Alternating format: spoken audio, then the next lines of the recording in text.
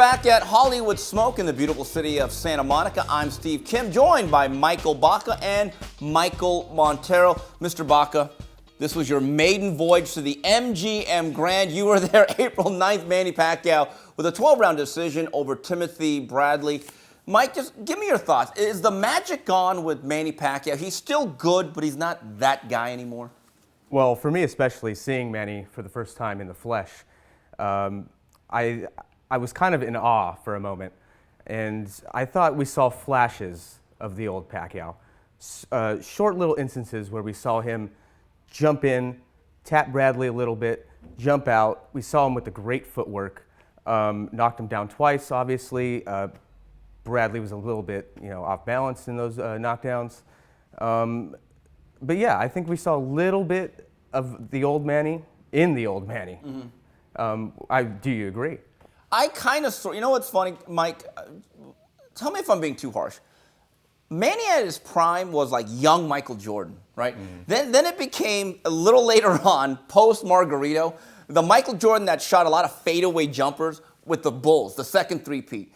This Michael Jordan is the Washington Wizards version. It is. It's still pretty good, but it's just like it's a kind of a shadow of himself, isn't it? Yeah, I mean, for anyone who's grown up watching Pacquiao, just back in the day when he was just moving up in weight and just those great featherweight bouts, those super featherweight bouts, there's just something that's a little missing. It's a spark, and it just happens. He's human. But for a guy who's, 37, I believe he is, his feet still move very, very good.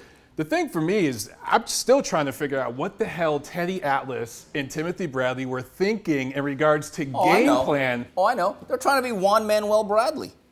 They really are. They're trying. And the issue is Marquez, at least the later versions, could crack. So he could literally change things with one punch, as he did in the fourth fight. And he had balance. Right, he did. What I didn't understand was after the first or second knockdown, specifically the one in the ninth, once you're down by that amount of points, it's insurmountable. There is no strategy. The strategy is see the kitchen sink, throw it.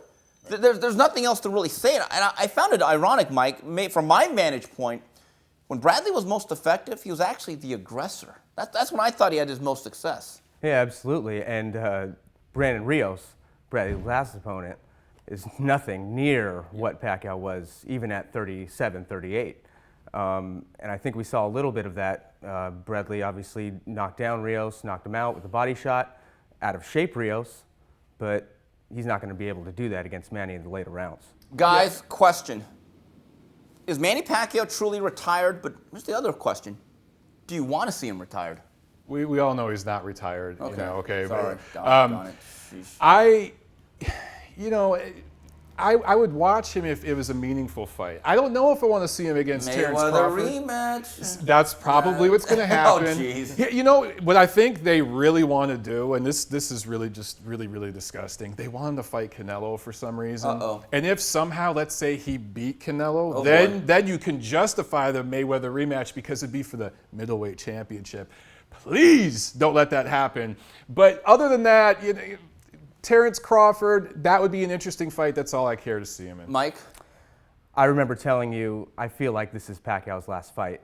Now, to put that into proper context, it was my first time seeing him there. I'm kind of wishing that I saw his last fight in the flesh. So there's a little bit of nostalgia with that opinion. I still feel that way, especially because he's running for the Senate. If he wins the Senate, I don't think he can box. Mm-hmm. And I don't know how long their terms are over there in the Philippines, but I'm still going to stand with I think I saw his last fight. I've said this for a while.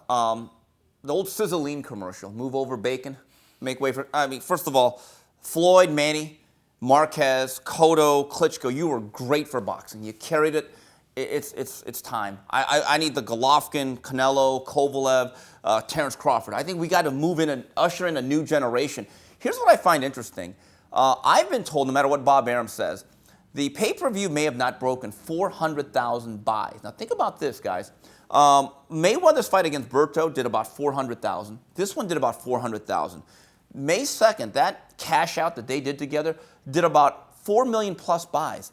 That literally means that 90% of those people on May 2nd, that Yelp review is 1 star. They said, no thanks.